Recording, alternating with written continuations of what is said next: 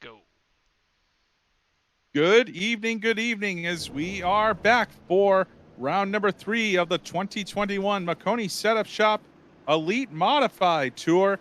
As we are going road racing tonight from beautiful Watkins Glen International in Watkins Glen, New York. Along with Mike Goodman, I'm Connor Sullivan. As we are already on the pace lap, here is just a teensy bit issue going live, but guess what? Haven't missed much. Qualifying in the books here as points leader Tyler Fody taking down pole position over Brandon Wilkinson, your defending champion. And you see Kyle Sisko, Jack Ely, and Jay Kaner in the top 5.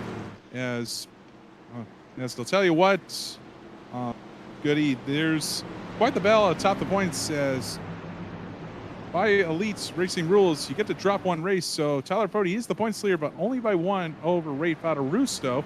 Fadarusto, though, he's pretty far back in the lineup because he qualified in 20th. Yeah, he might be out of his comfort zone here tonight, turning right as well as left. Kind of a different track here tonight for these modifieds, that's for sure.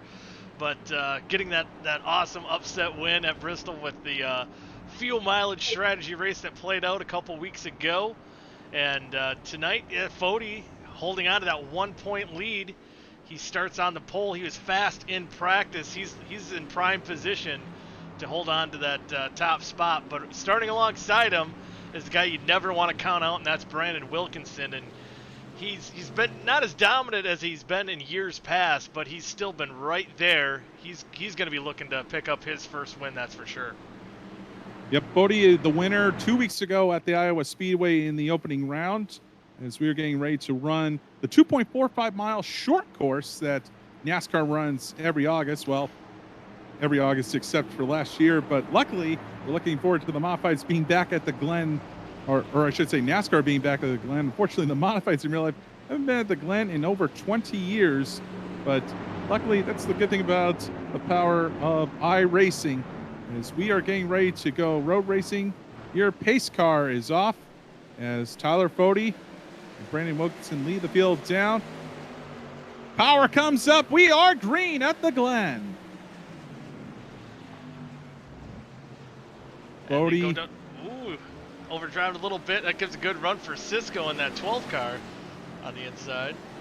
Yep, these guys definitely using up all room here. Is going to be a different race here as a little swirliness in the back there. I believe. We got one car around, and that's a track. Oh, it's a this big, is a heavy incident there. Wow, cars everywhere.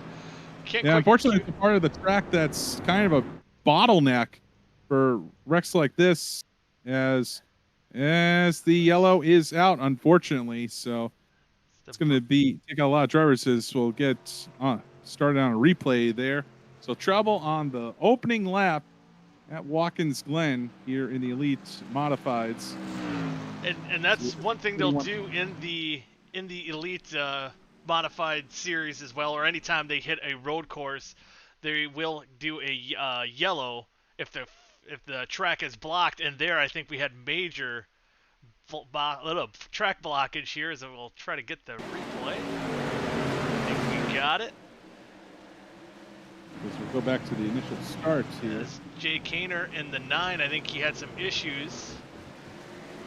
Actually, he even started further back in the pack, even fine there, so there's even issues coming out of turn 1. Yeah, I think we had sort of multiple situations going on here. Except coming up through the S's, and some contact. And it's kind of the big one, as you could say, is some of the cars up ahead, track getting blocked. They wisely admin throughout the yellow, which one thing I think we forgot to mention, or I just heard of before the broadcast, iRacing has actually made a update, I believe today, on their service. So these modifieds handled a little bit differently than what they may have handled yesterday. So with that, they tried to make some last-minute changes to the setup to make it drive a little easier. I think they said it was kind of dog tracking down the straightaways a little bit. There'll be a competition caution after lap 20, so about halfway through this race. There'll be a yellow flag once the after the 10th place finisher crossed the line. So that's the one thing to keep in mind here as well tonight. So I don't think this early yellow will play into that any. Yeah, it's definitely an interesting thing. Of course, we had the situation with guys running out of fuel last week, but luckily that shouldn't be a concern here with the competition yellow. They'll have a chance to do all their service under caution. So which is kind of what took guys like Tyler Fode and Brandon Wilkinson out of the mix last week at Bristol Motor Speedway. But tell you what, this thing, racing on a road course, kind of stirred things up a little bit as you see an interesting mix of drivers. Of course, we see, gotta talk about Austin Beers in the 9th position right now. He's actually coming off a huge win at the Mahoning Valley Speedway, real Mahoning Valley Speedway, should say. Got a big win in one of their Hall of Fame series races there. So all of us from the Elite Racing Network send a big congratulations to Austin Beers. In fact, he's also coming up to my neck of the woods here in New England, as he will be racing tomorrow at Seekonk Speedway with a Tri-Track Open Modified Series for Speed 51 Modified Madness. Can't wait to have him here, as he will be racing in one of Bob Horn's number 50 cars as a teammate to Joey Cipriano. That would be pretty fun. Awesome to see. I heard it when he won. That was pretty cool to see him win, get in victory lane. As I kind of anointed him the short track kid, because up and coming talent, that is for sure. Austin Beers, congratulations. Yep, and in case you're wondering, yes, Open Wheel Wednesday, including the Speed 51 Modified Madness 100 lapper. I'll be live on speed51.tv starting 6 p.m. sharp tomorrow night from the Seekonk Speedway. We're also going to have the 350 Super Modifieds from SMAC on hand, as well as the Nemo Lights, who put on an absolutely sensational race at Seekonk just 3 weeks ago. They'll be going for 50 laps in the Dave Steele Memorial. It's one of my favorite modified races of the year. Definitely looking forward to Speed 51 taking a little extra interest in it this year with the sponsorship, but it should be a good one. As we're going to have Ryan Priest is going to be in the house, along with Justin Bonsignor, Doug Kobe, of course, fresh off his SRX win. It's just a who's going to be there. Matt Hirschman as well. He's going to be there. No big surprise, as he is a 5-time champion of the Tri-Track Series. It's got some big names coming out. That should be pretty fun to tune in and watch, that's for sure. I believe hopefully this time by we'll get the one lap to go to green. We'll see if the pace car, it's the Porsche this time, not the hybrid or whatever. Porsche? Porsche is... Oh, come on. Is that a Wisconsin thing? How am I supposed to say it? Porsche. Porsche? Maybe it is. Maybe it's an up north thing. I don't know. Don't you know? I don't know. Pretty sure that's the rest of the world thing, but anyways. Probably. Yeah. Well, we're a little bit different up in the north woods of Wisconsin, I can tell you that. Yep. So, far from civilization. That's the thing about living in, especially in southern New England specifically. You're not too far away from it all. But let's get a quick look. Tyler Fode, the leader. Brandon Wilkinson second. Kyler Cisco. James Stanger.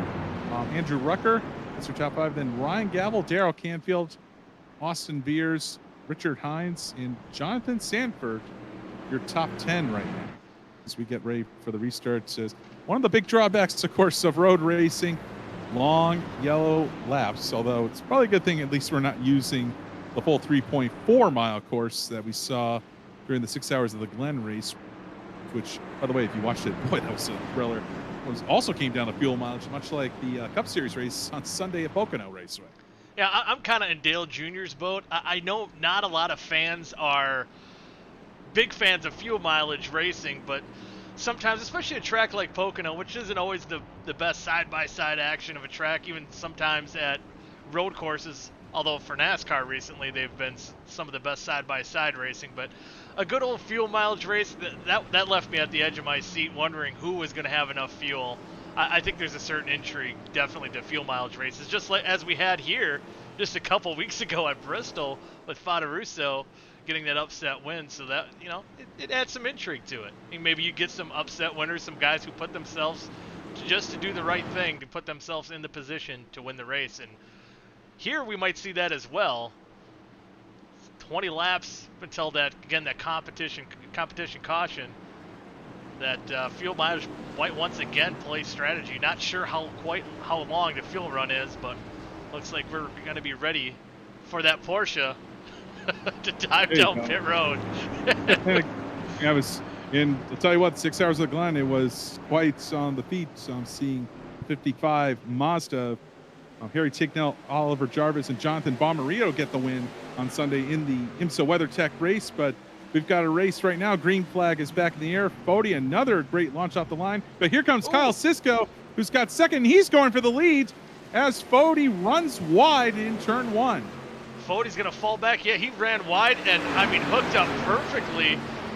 I think it's the 6 car on the track, but number 12 on the scoreboard. He was launching it. Yeah, I thought that was Sisko in the 12, but no, it's Ryan Gavel who comes from the 4th position. Or is that? Okay, it is Gavel. Yes. Good news this time around is that they're through the S's cleanly, and they are going through the inner loop towards the carousel. And I'm still not sure. Is that Sisko, Gavel? Are there 2 6s out here? Is that confusing? Maybe. That might be what we have here. Yep, that's here. We might have. I think they might have their numbers flip-flop. Oh, wow. Or maybe because that looks like the 12. Yep, that is the 12. We'll see. Let's see what happens when they recycle the scoring through here. See, I believe that is the 6 of Sisko, and the 12, they kind of got it backwards on here. As Sisko is your leader. Fody pulls it back. Leader. So they got their numbers switched on the scoreboard, but their car numbers, that's a different one. But Gavel, he has moved up, though. He's up to 3rd as he was able to get past Brandon Wilkinson. Wilkinson kind of struggling back here a little bit. He's under heat from Andrew Rucker right now, getting all he can handle going through the S's, and Rucker trying to make that move before they go through the bus stop. Maybe thinks the better of it. That's sometimes a bad place to pass here. But Wilkinson restarting 2nd, falling back to 4th. So maybe out of his comfort zone at the road course here. Usually you see him dominate those shorter tracks. And again, right now we haven't quite seen him getting in his wheelhouse, but still trying to get in the feel of things. But hey, 4th, really not too bad. Yeah, and again, we still got that halftime break coming up as we see Fody now has been able to take over the lead once again. Yeah, so maybe just a little issue on that start. He was dominating in practice, qualified on the pole, just kind of messed up turn 1, but it took him a couple laps to get back up and into that lead. You see him heading down into turn 1. Because we are now 7 laps into this 41 lap event. It's definitely it's a different ball game here on the road course. Of course, modifieds used to see them on the short tracks, but here you can get nice and spread out. So be kind of a little bit easier to keep an eye on the individual battles as race progresses. Let's try to see what battle we got going on here as of right now. The one of the closer battles on track is gonna still be between Andrew Rucker and Wilkinson, kind of pulling away from him now, as you see there. So this field kind of spreading out. Kind of single file. Everyone's playing it safe because a lot of times too at road courses, especially in the NASCAR in these elite series for us, it can get pretty hectic for the first couple laps. So these guys kind of minding their P's and Q's right now. We do have this group of cars here battling. We saw some guys scything behind them as we see Daryl Canfield got Brandon Madonia on his tail here. So this will be a battle for the 8th position as Madonia gets the run down the front straightaway and he dives into turn 1. actually had a chance to talk to Daryl before we got going tonight. Is he had no track time coming to the day, but he mentioned that the setup changed so goody, how things have kind of changed today. He actually got on the sim about quarter after 6, so might have paid off for him, at least when it came to qualifying today. Yeah, it seems like right now just maybe taking it a little easy, getting that feel for the track. Sometimes, with limited practice, if you don't get a lot of it with the sim update, just sometimes the best practice is just getting a feel for it during the race. And it seems right now Canfield sitting nice and comfortably in the top 10, putting himself in position once that competition yellow comes out, and gets that pit stop. Ooh, we see I think that was a couple cars ahead there. One car getting off the track there. It's moved up a little bit. He's up to the 6th position, but he's got about 6 seconds before he's able to catch up to Andrew Reckler. But again, you'll have that competition yellow coming out in the next 11 laps. So I think all Beers needs to do right now is to just hit his marks, and that's really going to be the key for the first half of this race. Just hit your marks. Don't get off the course too badly, and of course stay out of the grass. This is an older sim of the Glen too, so not as much paved runoff as you would see nowadays at Watkins Glen. Yeah, and that's I know. Actually, I think we even forgot to mention this. This is a sponsored race tonight. We didn't get an invite at the Glen, a wedding invite for Chad, who recently got married about a month ago. And I know Chad, he's a big Watkins Glen fan. He usually likes going to the Cup race every year. He's been one that's been crying out, begging iRacing to update this track, because I believe this model of track here too it's got to be close to getting 10 years old. Yeah, definitely one of the earlier tracks that came out when iRacing came out. Looks like we saw pass for position back there is indeed Thomas Capuano getting around Daryl Canfield for the 10th position. We got a car off there. My goodness. I think Stanger in the 19 there, he was the guy having a little issues overdriving, getting in the grass just a little bit. As you seen him a couple laps ago, really getting out of the final corner there, getting right by the start finish line. And getting on the gas and getting in the grass is not a good combination, but he was able to hang on to it. I don't think he even made contact with that wall, so he's still holding on to that 8th position. So he's going to be under fire, I think, from Capuano here very shortly. It's again Capuano. He's just moved up into the 9th position here as we take a look at some of the intervals now. As Rucker, he was moving in on Brandon Wilkinson, but Wilkinson stretched that back to about a second gap. But this is the hot battle right now, at least as far as the top 10 is concerned. Yeah, right now it's about the closest. Capuano trying to close in here as we're about halfway to the halfway caution. They'll be coming out on lap 20. And it looks like Stanger's closing in on Madonia too, so some good stuff here on the back half of the top 10. Yeah, and I'm assuming too, I mean, obviously with these longer straightaways here at this road course, and there's Stanger overdriving the corner. Capuano will get around and move into the 8th position. Yep, bye-bye.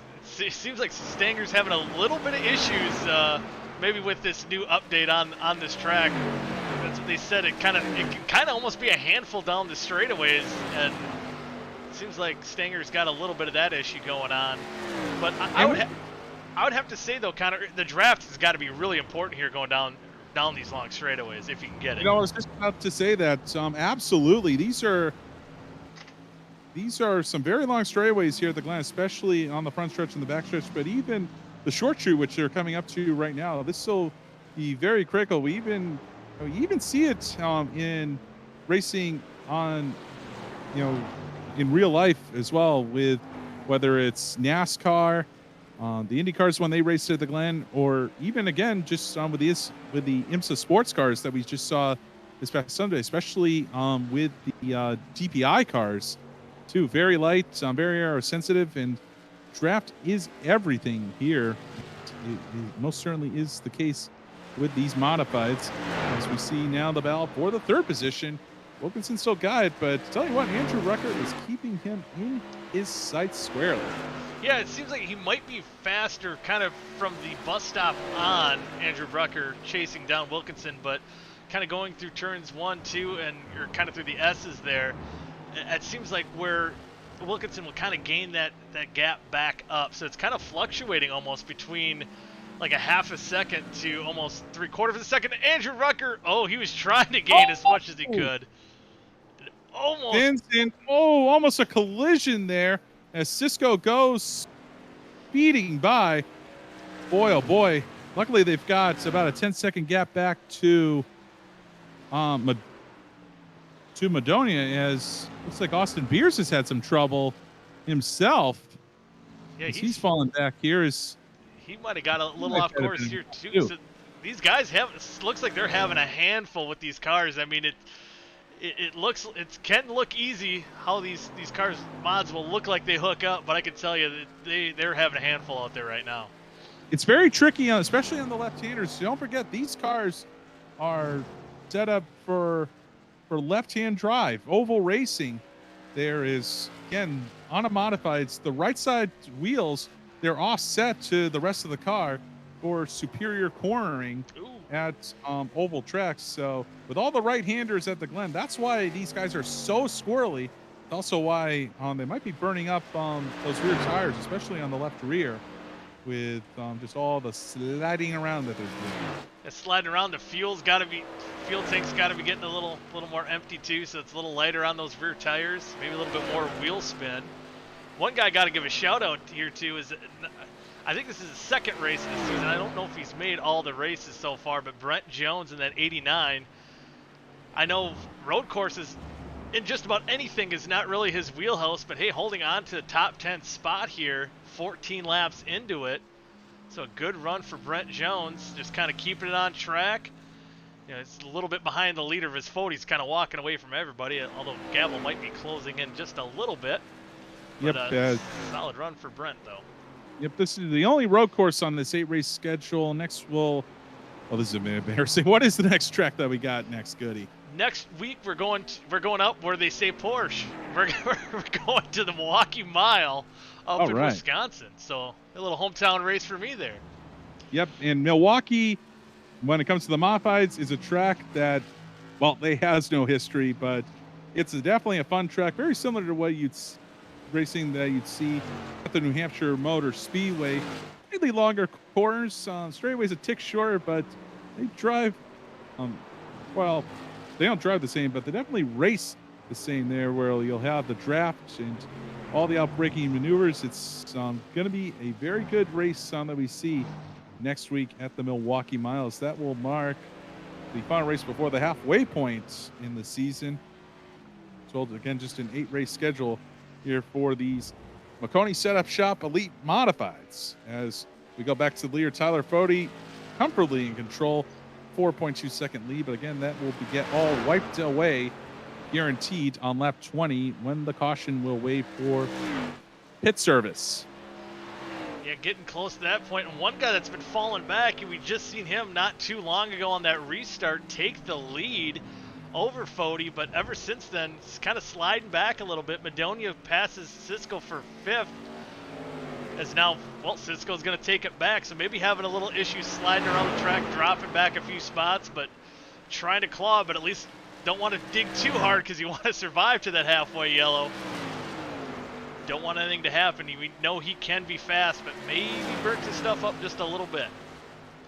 Yep, but luckily no big calamity since that big one. Oh, right when I say that, so we get a big block up there, but it looks like that Madonia didn't quite get the entry that he was looking for, and he was unable to take advantage of Cisco's little follow-up there. And you don't want to try to force it in the air loop, because all that will do is cause a lot of contact and probably a lot of spinning. Yeah, a lot of spinning, and then, again, like you said, this is the old model Watkins Glen, and that sand trap's right out there. in the bus stop as well, so that's never a good thing to get into. Hard to get the car back going. I mean, it might keep you from hitting the wall. That's a good thing, but you get stuck out there as well. There's not that runoff, which I believe that's a... Oh! Cisco burns it around. And he spins out. We see some Yeah, of I these. think these guys are burning the rear tires off their cars with all the sliding around, all the aggressiveness here. And again, it's also the older asphalt at the Glen, so it's a lot more aggressive when it comes to tire wear. Yeah, you see just Cisco sliding around, and it looks like some of these cars are coming down pit road as well, getting some service. So some of these guys not being able to make it till that lap 20 caution break. But one guy who's been keeping it smooth, you know, we almost haven't watched him because he's been so smooth and dominant out here, but I think if we watch Fody here for a little bit, you just see how smooth he is, except I think with the one exception being on that one restart, kind of shooting that corner wide, but you haven't really seen these tires break loose and slide a whole heck of a lot. So not only is Fody fast, he's probably saving his tires better than everyone else is at the moment. Yep, given that days gone by vintage number 40, a good ride, says shout out to our good buddy Brent Wentz, who of course is the proprietor of Days Gone By. Just gonna let him know I'm gonna see him this weekend. I know he's got a job to do, otherwise I'd share a beer with him. I think he's spotting for I believe he's spotting in the Xfinity and the Cup race both. I think for Junior Motorsports, and then for the Michael Annette and Kyle Larson for the Cup race. So he might get a win under his belt the way Larson's been running. Yep, and doesn't matter what kind of track that Kyle Larson's been faced with, whether it's been the dirt quarter miles or even the road courses of NASCAR. Of course, he got the win just a few weeks ago. That's Sonoma Raceway out there on the West Coast, but definitely looking forward to the NASCAR Xfinity and Cups races this weekend from Road America. It's been quite a treat the last 10 years or so. I believe it's been 10 years since the Xfinity Series started going to Road America. It's about time that the Cup Series got a shot there. We can't wait for it. Yes, that'll be certainly fun to see, and I'm sure probably one of the only guys having fun right now with some of these ill-handling race cars. That's Tyler Fody, still just dominating, weaving his way through lap traffic. I believe a lot of these cars had come down pit road to make some pit stops. I'm gonna just make sure it does. Actually, no, not a lot of these guys did pit yet. Well, yeah, it's the experience again. Yeah, it's just, I think a few guys that just had completely worn their tires to shreds. They were going to go a lap down anyways, so might as well limit the possibility of crashing before the halfway break when you were going to go a lap down anyways, because it's one of the good things is that if you got a problem, you got a pit, you're not necessarily going to lose a lap, at least if you're far enough forward. I will say, though, Ryan Gavel, he's starting to slice back into the lead here. Yeah, he's currently, cut it up. I think we were getting close to maybe like 3.5 seconds. Now he's under 2 seconds, but he's got that same lap traffic that Fody had to deal with. And see how well he can get through here without losing too much time. You just see Fody pass your screen. There you see Gavel. So maintaining that spot, trying to get that draft a little bit off the car ahead of him. I believe that might be our last week's winner there, right ahead of Gavel and Fadaruso. Yep, as he's now trying to pull a crossover move on the exit. Ooh. Gavel not afraid to put his nose in there, but at least thinks wisely of it, because he knows he can at least be the other guy that can. Oh, Fadaruso in the grass, making contact with the guardrail. Keeps on going. Gavel looks like he backed off to let him collect his car there. So just 8 cars on the lead lap as now the yellow is waving. I believe this will be the halfway break unless there's been some kind of other on-track calamity. I believe that might be right as they crossed. I thought maybe it was when the top 10 crossed, but I think right as the leader was going to take it, Fody made it to lap 20 without a pit stop. We'll for surely see him go down pit road. Which one other thing I'm wondering is if these guys pitted more for the tires or the fuel, because these guys that have gone down pit road, could they take a wave around, and would that even be beneficial to them, because they might have to pit one more time anyway, make it a two pit stop race. Yeah, I'm not sure. I'm not sure. Again, maybe fuel is a factor. We weren't quite sure 2 weeks ago during the last round at Bristol, where it was a factor when we had a lack of yellow flags. But in any case, though, we've got just 8 cars on the lead lap right now. As I believe that will be 9, as we'll have a free pass coming up at some point too. Yeah, it'll be interesting to see, and it looks like Sanford in the 212 machine will get the lucky dog. We'll see if any of the guys that had gone down pit road, if they're going to take a wave around here as well. But Fody should be heading down pit road in just a few moments. And I wonder one thing too. We've seen some of those guys. Cisco getting sideways, Stanger. I mean, he's the last car on the lead lap currently. They stayed out, and we've seen how much they were struggling. They were getting off in the grass. Maybe some of these guys drove it a little too hard, trying to get what they could in this first half of the race. And maybe fuel's not an issue. I mean, speculation is coming up big here. I'm sure they probably used their tires up, considering some of the aggressive driving that we were seeing just to get a fast lap on course and be able to keep up. I think that's been one of the biggest challenges. Is pits are open, and here they come.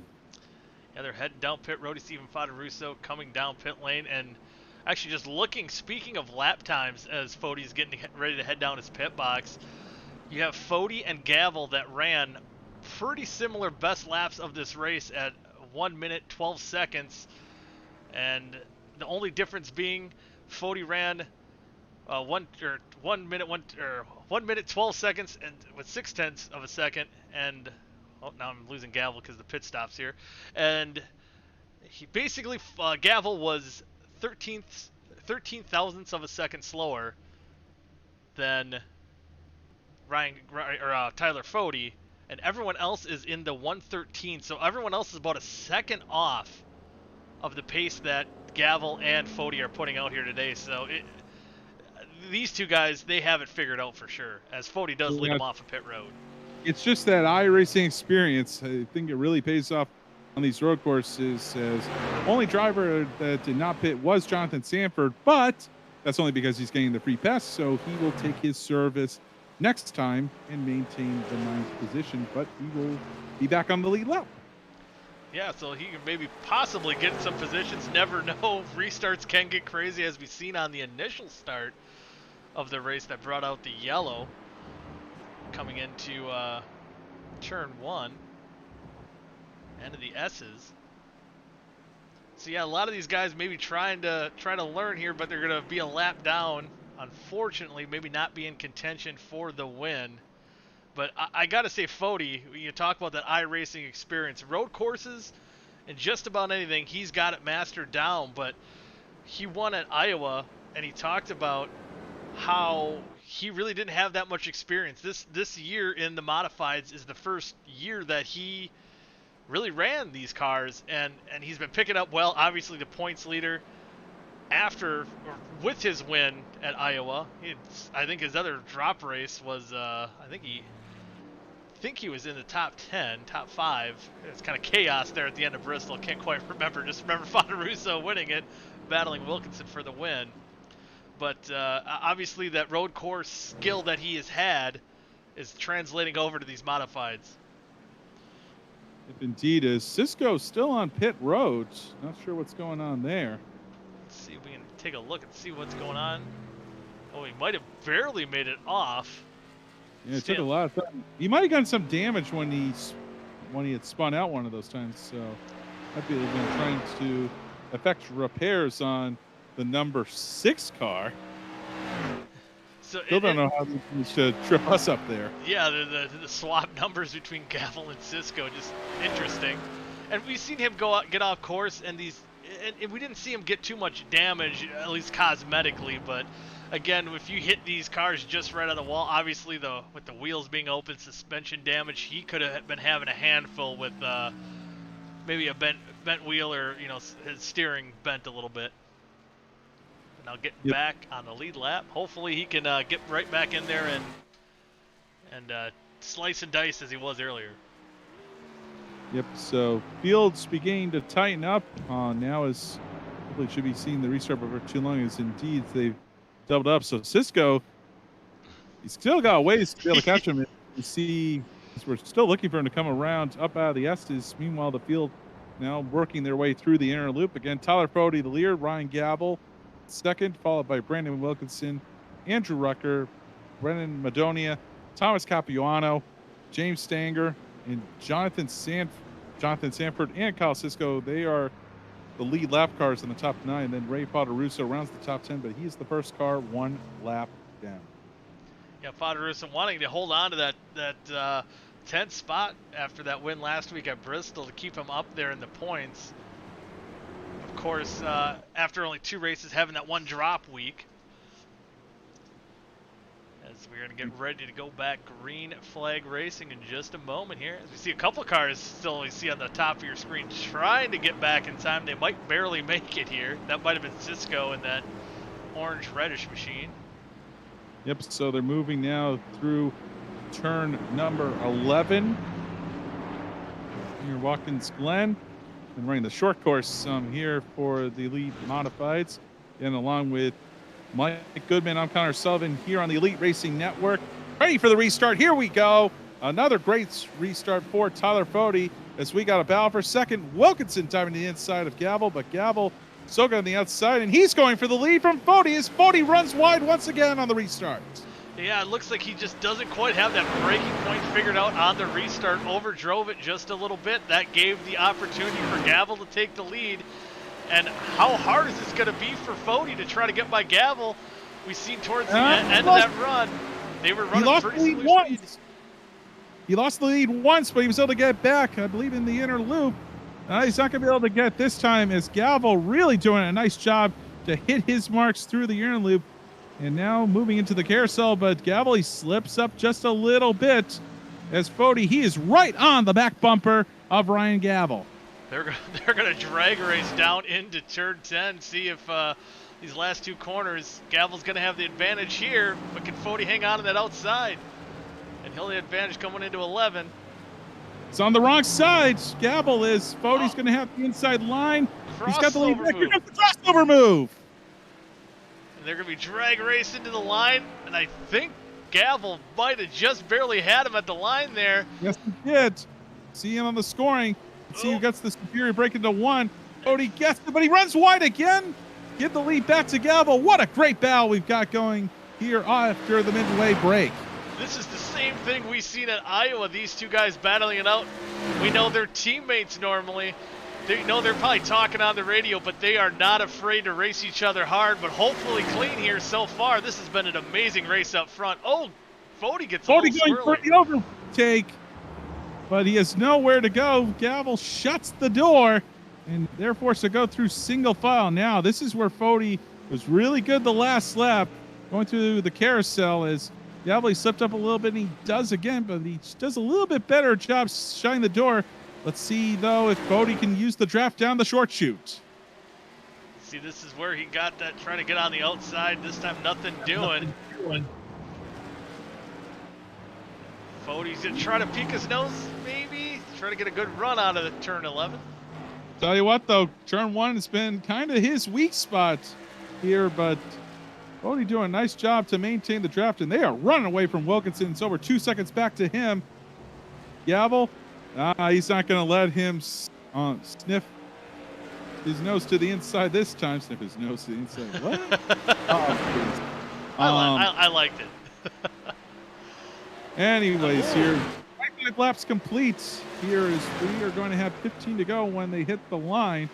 As here, looks like there might have been contact there on the back straightaway. Again, he's on the wrong side, going into the inner loop. Let's see how brave he is. He's going to have to back out of it. He's going to lose a lot of distance here to Gavel. See if Gavel can do something with it here. But again, this is his weak points, is through the carousel.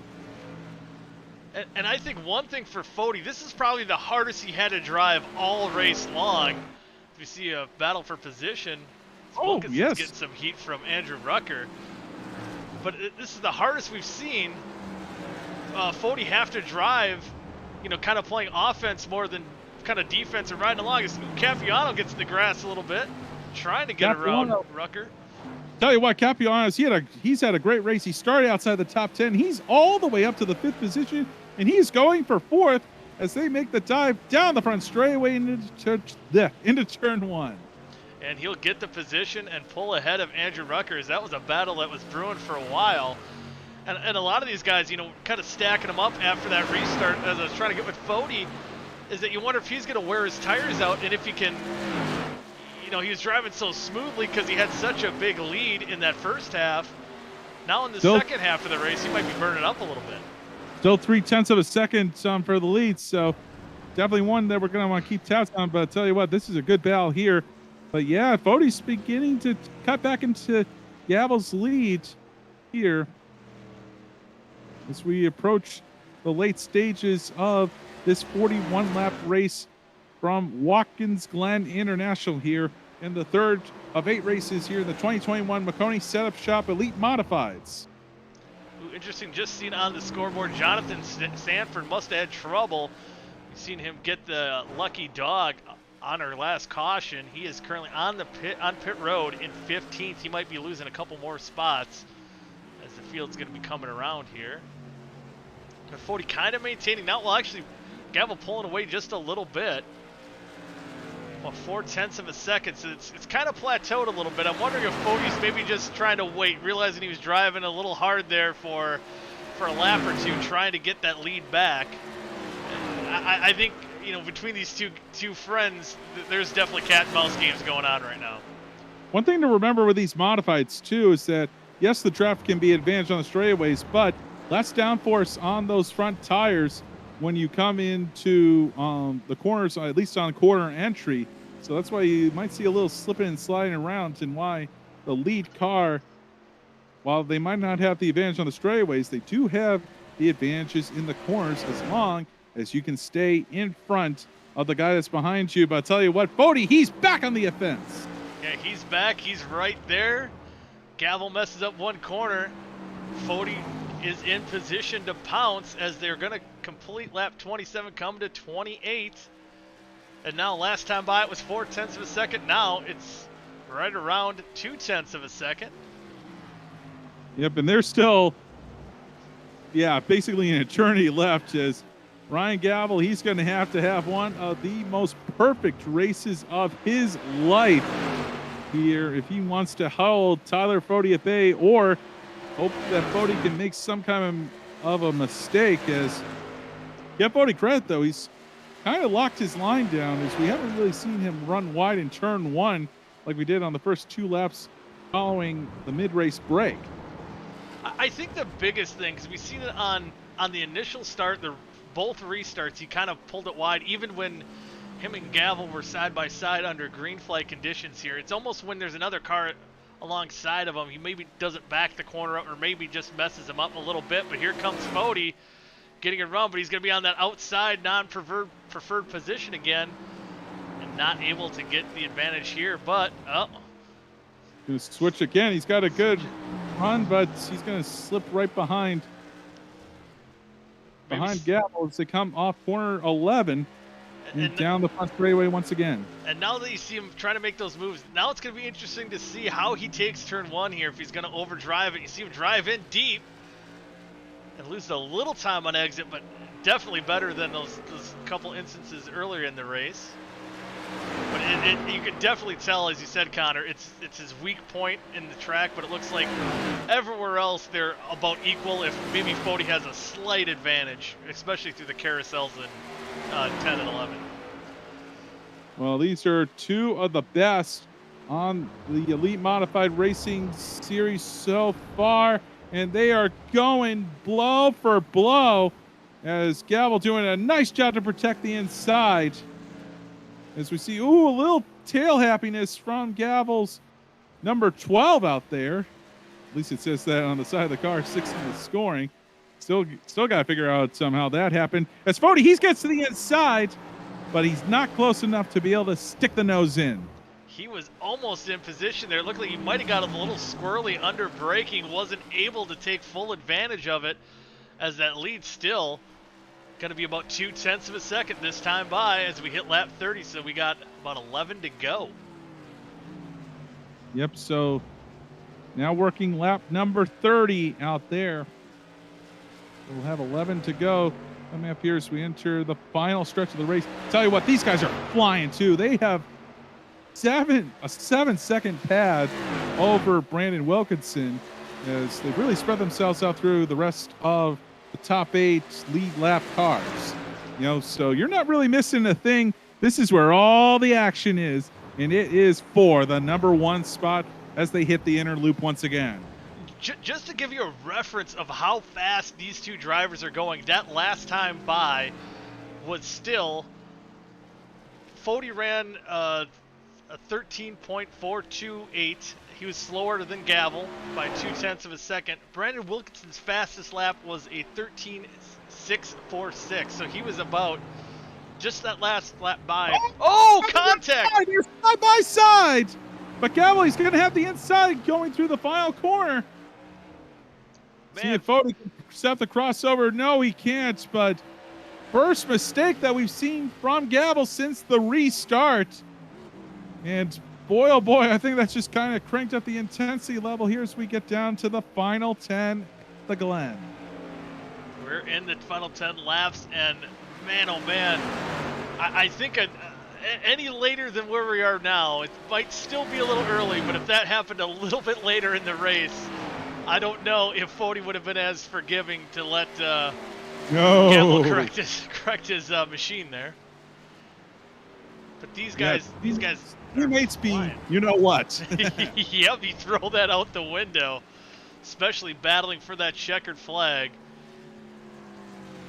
Boy, a little bit of a twitch from Gavel again in the carousel. That seems to be his weak point. Goody has been in corner number 5, the carousel. A long bank drawn right-hander, and it allows Fody a chance to close up through the final left and right-handers here of turns 10 and 11.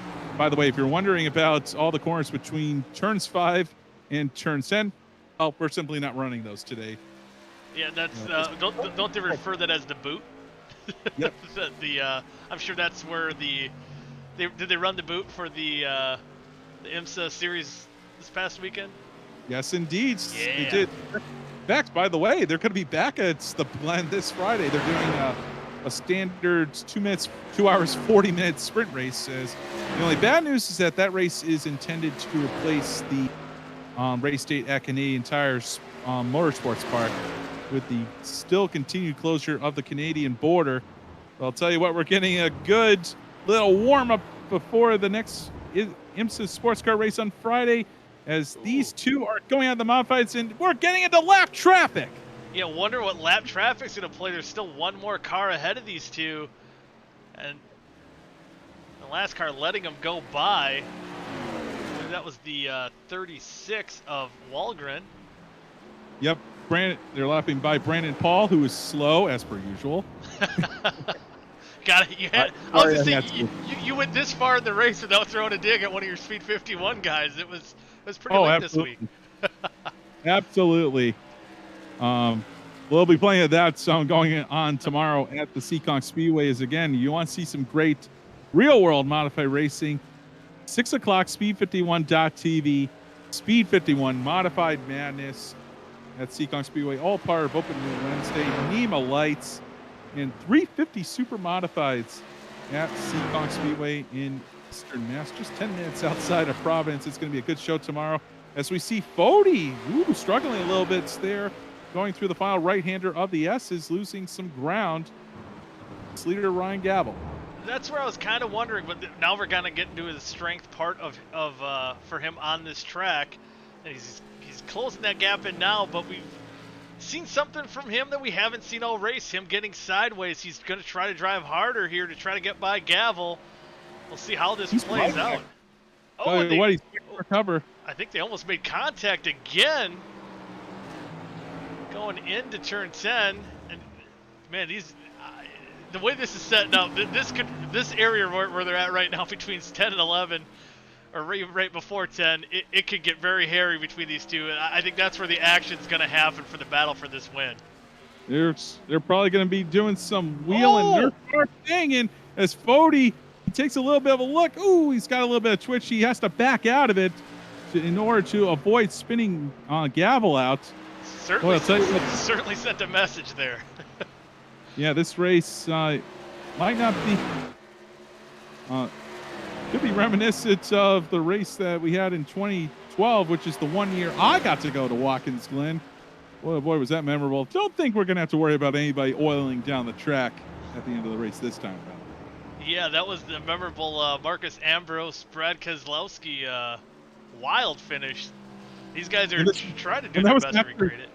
And that was after Keselowski had spun Kyle Busch. And one thing to remember about that race, Kyle Busch, he was gone. He had that race in hands, but then, of course, the track got oiled down with about 2 laps to go, and he lost all the advantage he built up.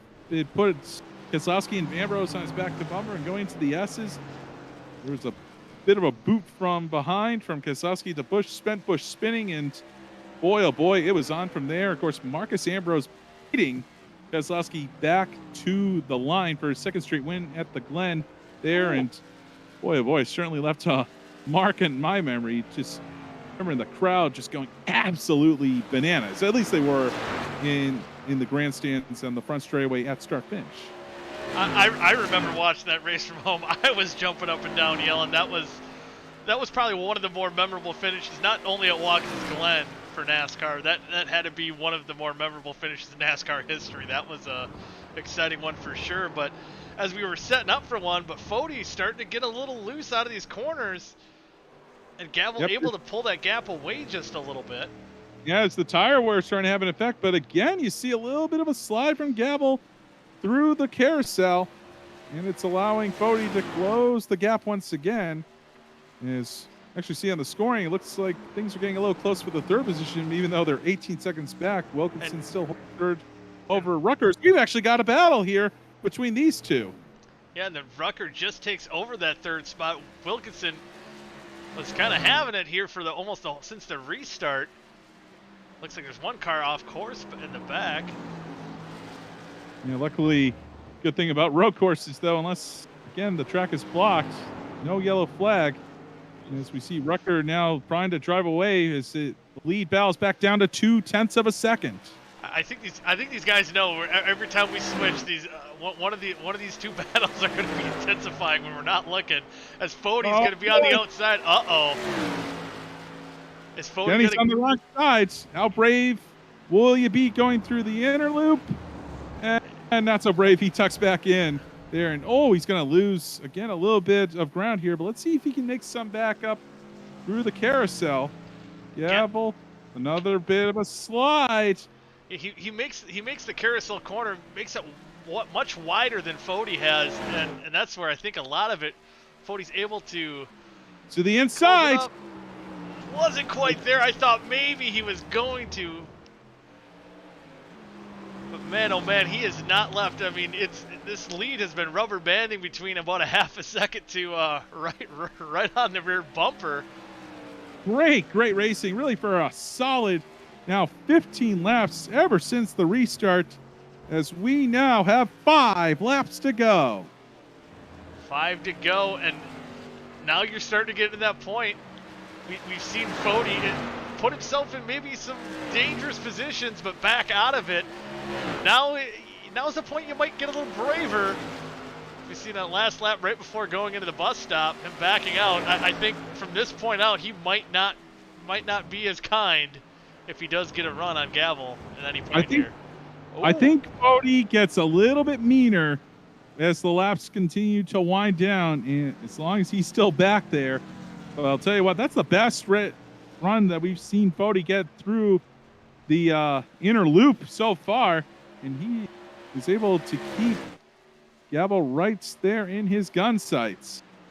Yeah, he closed in about 3 car lengths instantly, and still able to lock on right near that rear bumper of the 6 of Ryan Gavel, or the 12, I should say. Yep, we got a spin in front of them. No yellow, though.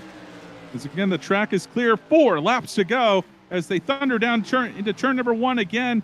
Fode, he's right on him. As, again, Fode, turn 1 has been his weak spots, but Cody, he's done a great job at being able to make sure that that is no longer the case. As he has gotten some beautiful runs through the first turn. Yeah, and that's where he's getting a lot of position. It's going to be interesting to see if Fode, if he gets that good run going into the bus stop, into the inner loop, if he's going to maybe lay a little bit of a bumper on his buddy. Oh, he is right there.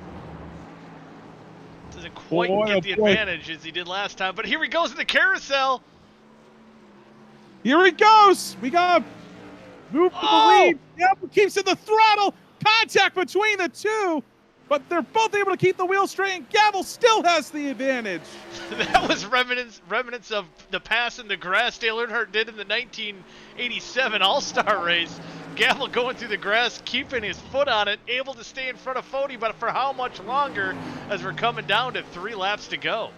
I think Gavel's tires might be gone. He's really twitching as they come off the final corner. They thundered down the front straightaway again. He's going to take the defensive line, make Fode go to the outside. Oh, crossover. The entry as, boy, Fode was trying to get the crossover move there, but he's not able to get it done. Loses a little bit of ground as they go up through the S's once again. Man, oh man, what a battle for this lead between 2 friends, 2 teammates, Gavel and Fode. Who's going to come on top? Lap traffic. Oh, maybe a little contact as they get out of the S's. Going to have a lap car. Will they reach it before? No, they will not. As Gavel, again, he's got the inside line is Fode has to back out of it, but he really comes through on the second half of the inner loop through the carousel once again. Gavel's much tighter this time, but he was a little bit slower as they come up on a lap car here. And the lap car, I thought maybe Fode was going to pass on the outside, try to look. Nothing doing yet. He is there. I think it's just a matter of when he wants to pull the trigger. And if you watch the Elite Join APS Cup Series, Fode having some controversy in that race, laying a bumper on Josh Adams on the final lap for the battle for the championship. Maybe nice rethinking his move. Yeah, Gavel. Nice job by Gavel to cut off and disrupt Fode's momentum here as we got less than 2 laps to go. Should also say that, yeah, these guys are normally teammates, but now in this case, it's Gavel trying to get the first win for Hacksaw Motorsports. Here, of course, comprised of a number of my colleagues here in the Northeast, as Fode side by side in the inner loop, but again, he's on the wrong side and has to go single file through the inner loop as they'll hit the carousel. Once again, he's to the inside, but Gavel shuts the door. Shut the door, but Fode's going to get a good run here on the exit. They're going to be drag racing down into turn 10. I think it'll be side by side, but there is a lap car ahead. Is that going to play an effect for this battle for the lead? It's on again. Gavel have the inside line. Can Fode hang to the outside and get the entry into corner number 11? Yes, he will. New leader. It's going to be Tyler Fode getting the lead. It's Gavel in the grass. Oh, that might be it. That might be it, Goody, as Fode now gets the white flag, and he is driving away from Gavel. Boy, heartbreak city for Ryan Gavel. He held on for so long after getting the lead on the restart, but Tyler Fode getting the run on the last corner of the penultimate lap. Yeah, and you got to tip your cap to Gavel, as we've seen how much Fode was dominating this race. He even Gavel closed in right before the competition yellow at lap 20, able to hold him off for the majority of this second half of the race. But right coming out of going into turns 10 and 11, where Fode retakes the lead, and Fode getting a little sideways here. He doesn't have it in the bag yet. Oh boy, he not out of the woods. So we're gonna have a run coming back to the line as we approach turn 10 for the last time. Gavel takes a look to the right, trying to set up crossover move. Contact between the two. Bodie's able to come here. One corner to go. As Gavel moves him a little bit. Oh! He's to the inside Fody contact around. with two. And Fody spins around. Gavel continues to go ahead. And Wow. Ryan Gavel take the checkered flag as Fody does the 360. He'll come across the line in second. Wow. Fody just bobbling a little bit coming out of the carousel was all Ryan Gavel needed to get in position to just lay that bumper on Fody just enough to turn him around and pick up his first win of the 2021 Maconi Setup Shop Elite Modified Series. Wow. Boy, just how ironic is that? Gavel's problem spot has been in the carousel in turn 5, but that's what did Tyler Fody in the end. We saw him twitching through there, and it allowed Gavel to get right back to his bumper. And with a little bit of controversy to end this one, as contact between the two sends Fody spinning. But again, he was able to right it and hold on to that second spot. I don't know. They may have words in the post race. Will be interesting to see once we interview these two. But I'm gonna guess, knowing Fody, he would probably do the same thing if roles were reversed, and probably was expecting something similar to happen as well, coming out of that final corner. But I'm sure he's very disappointed he wasn't able to get the victory here today. But what an awesome job!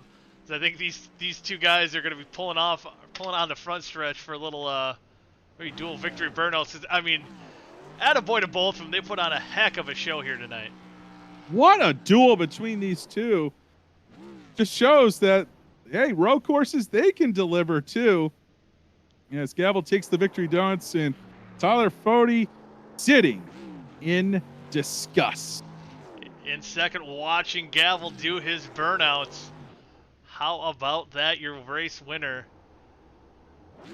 Ryan Gavel didn't lead many laps here today, but he led the one that counted.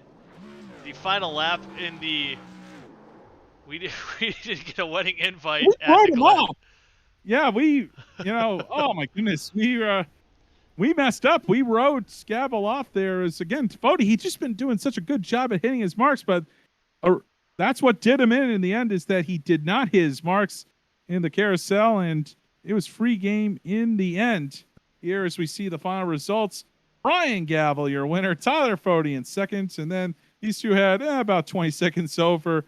Defending champion Brandon Wilkinson, Andrew Rucker in fourth. Kyle Sisko, after his pit stop troubles, coming home to finish in fifth with Thomas Capuano. What a run for him, finishing sixth position. Brandon Madonna, Richard Hines, Daryl Canfield, another Hacksaw Motorsports entry. They're coming home in ninth position, and Brian Kramer rounds out the top 10.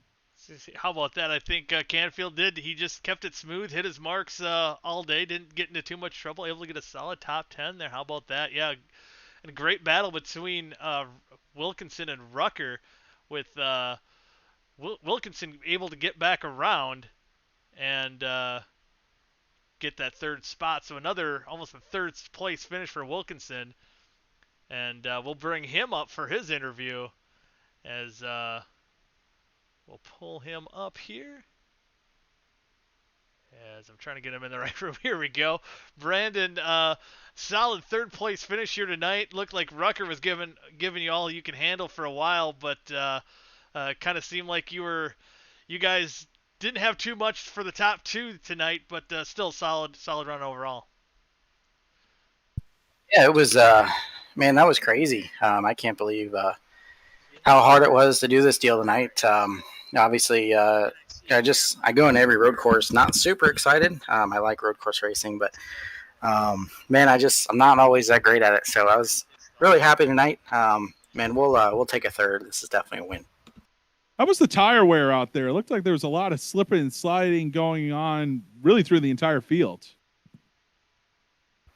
I was really surprised there after the break that, we had that much grip, and my pace was a little bit slower than it needed to be there. And I think, that kind of like guys like Kyle and and Rutgers stayed with me there for the first 6 or 7 laps, and Andrew and I were pretty even there once it slicked off. But yeah, it was crazy, man. It definitely flipped a switch there 4 or 5 different times. It was probably the craziest race I've been a part of, so definitely glad to come out of it in one piece. Yeah, I was hearing from Andrew Rucker even before the race. iRacing had an update going into today.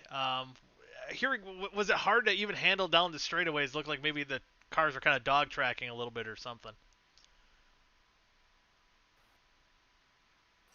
Yeah, it was definitely rough, even down the straightaways. I noticed that in testing. I was testing with one of my buddies, Marcus, who used to race in this series for about an hour earlier, and man, it was hard to go straight. I texted Chad. I was like, "Man, have you raced the setup or anything?" And he said he had, and everything was going to be fine. So I knew we were in for a tough race, but I didn't think we had anywhere close to that. I mean, this was beyond. I mean, I've won the snowball derby before in this deal, and oh man, this is probably the toughest race I've been a part of. I was really happy to see the white flag. Yeah. And of course, things get a little bit more difficult this week. Of course, Real World CConk coming up tomorrow. What are your plans at the conk? Yeah, it should be good. I'm really excited to go back to CConk to chase 10 grand tomorrow. I'll have Chris Pastriak and then leaving the next day for Road America for the Cup stuff. So really excited for the next couple days and the next 4 or 5 days on the schedule. But it's definitely good to start the weekend off like this. Hey, getting your fill of modified and road course racing one does before doing the real thing. Very good. Yeah, for sure. And then just real quick, because I only have a couple minutes here, just want to thank everybody at Epic Media, Alpha Performance, you guys for broadcasting, Speed 51 for the support for this esport deal, and Chad for putting together a good league.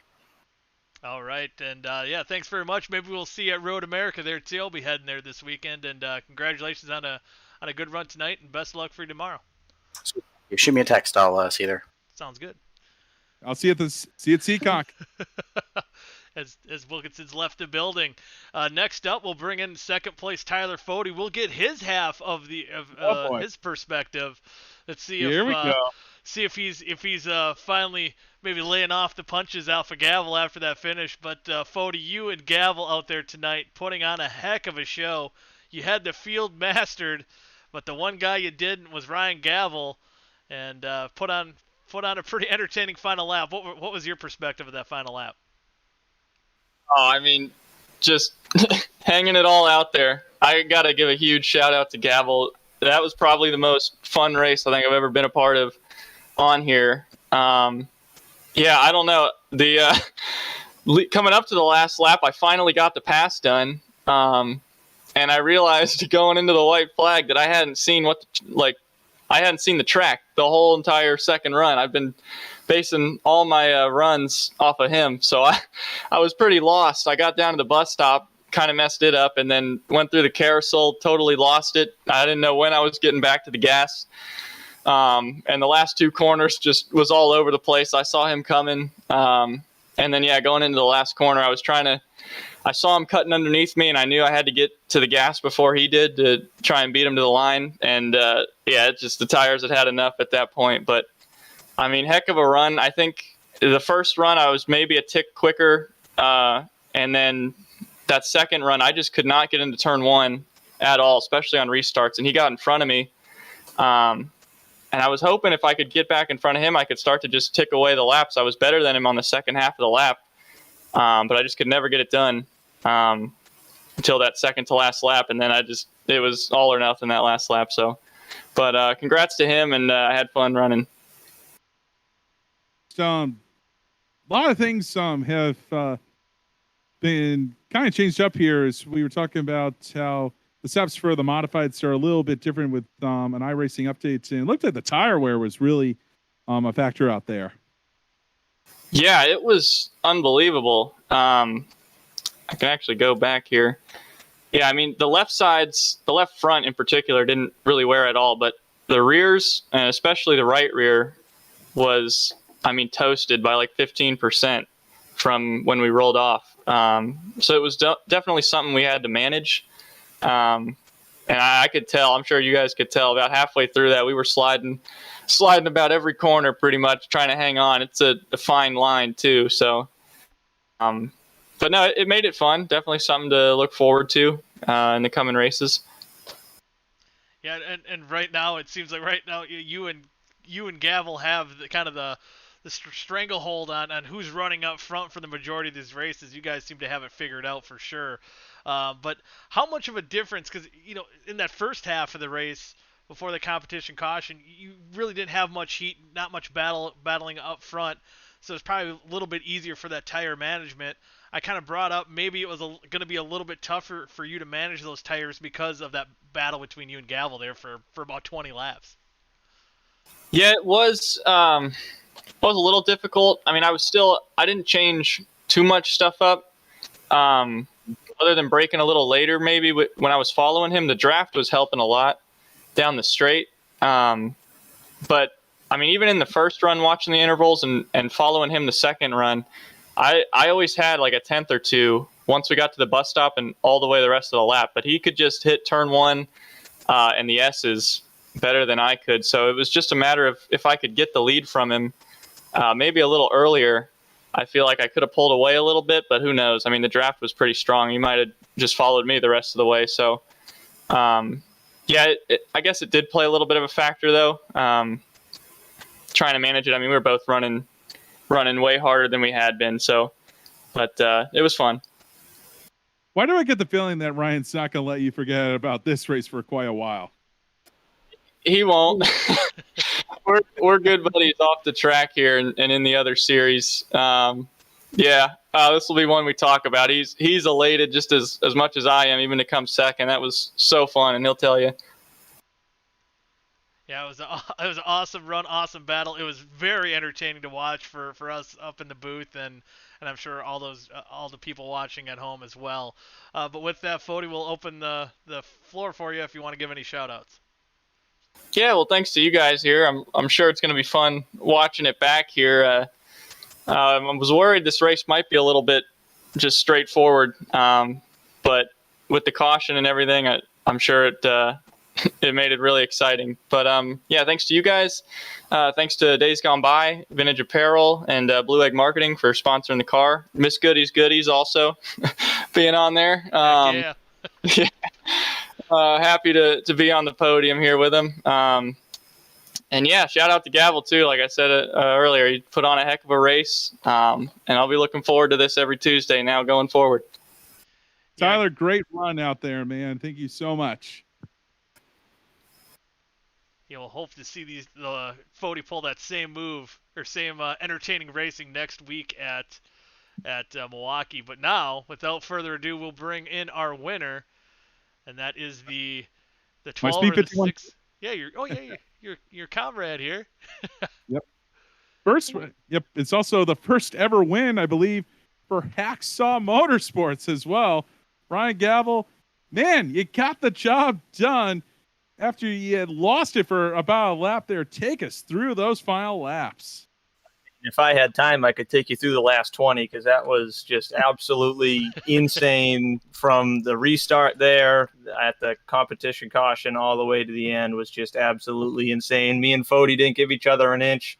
I mean, we raced clean for the most part. A couple bumpers were laid, but that's what these cars are made for. And I mean, that was just pure insanity. I mean, I don't know how I held them. It took me 2 laps to actually clear them on the restart. And then I played ultimate defense for the whole next 15 laps, and then coming to the white flag, I made a mistake in the last corner, and it gave him the spot. And I said to my teammates, I said, well, I threw it away and still going to get second. And I was still going to be very happy with how that race went and how fun it was and everything, and how crazy of a battle it was. And then I somehow was able to reel him back in and made the move in the last corner, and I was able to outsmart him a little bit, and he tried to get down on the power a little too hard and spun across my nose. But I'm glad we were able to race each other as clean as these cars are meant to be raced. And I wish we could have drag raced it to the stripe, but he put the power down a little hard and did exactly what I did, coming to the white flag and spun it around. But I mean, that was some of the most exciting racing I've ever had in iRacing, period. And I've been doing this for a long time, and that was just pure insanity from start to finish, really.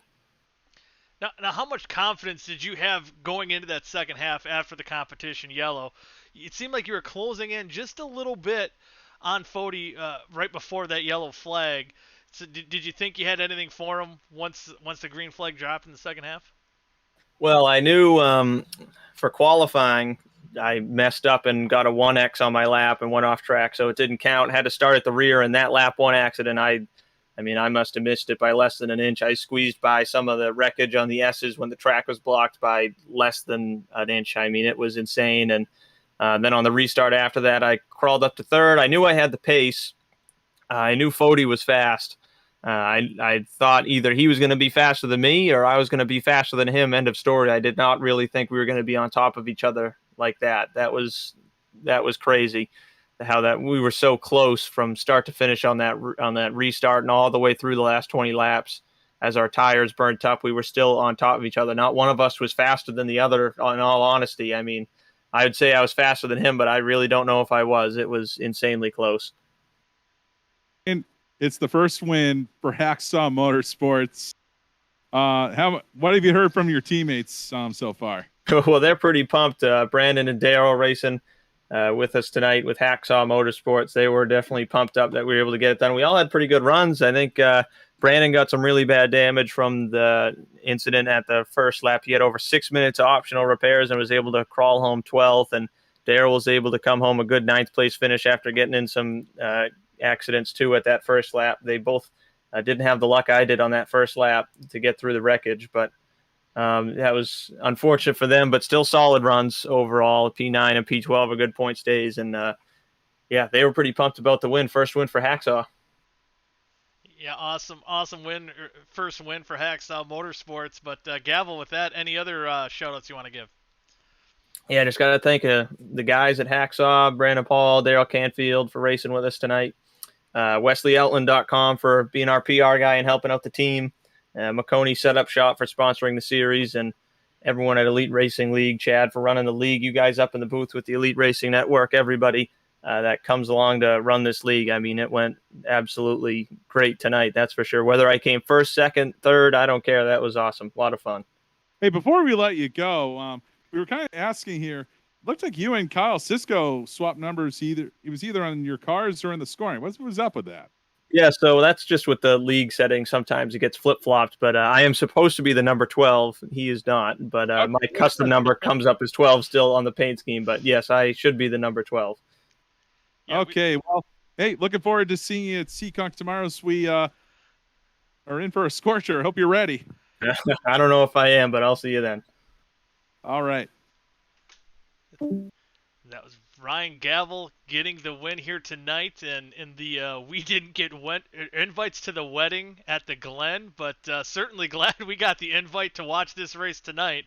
As Fody and Gavel were talking about, this was probably, in my limited experience here on the ERN network, this has to be some of the best racing I've seen on iRacing in quite some time. It's one of the things that these two were saying, that usually in these elite modified races at the Glen, sometimes things can get a little spread out, but every now and then you got that nice little duel between two guys that can't get away from each other. In this case, it was for the top spot. Lucky us tonight, as boy, oh boy, these two put on quite the show. We got to get modifieds back to Watkins Glen. I don't know about you, Goody. I think we got to send them this broadcast to NASCAR to get those modifieds back there. I think this proves that they can put on one heck of a show. Yeah. Well, if you do want to see a great modified show, again, tomorrow night, 6 p.m., Open Wheel Wednesday at Seekonk Speedway, Speed 51, Modified Madness for the Tri-Track Open Modified Series. Doug Colby, Ryan Priest, Justin Bonsior, Matt Hirschman, Ron Silk. Those are just some of the names that you will see in action from Seekonk Speedway, live on speed51.tv tomorrow at 6 o'clock. Also going to have 350 super modifieds from Smack there, as well as the NEMA lights. They're going to go for 50 laps in the Dave Steele Memorial. And again, they put on a dandy of a show just 3 weeks ago. Ken Schrader was in that one. I don't think he's going to be there this time around, but tell you what, it's always a great show no matter what the vehicle it is when they hit Seekonk Speedway. So looking forward to seeing some ground pound in action from Seekonk. Should be a fun one for sure. And hopefully next week right here on ERN, we'll be right back with the Maconi Setup Shop Modified Tour as they head to Milwaukee. But with that, for Connor O'Sullivan, I'm Mike Goodman. Thank you all for tuning in to tonight's We Didn't Get Invites to the Wedding at the Glen. Until next week at Milwaukee, have a good night.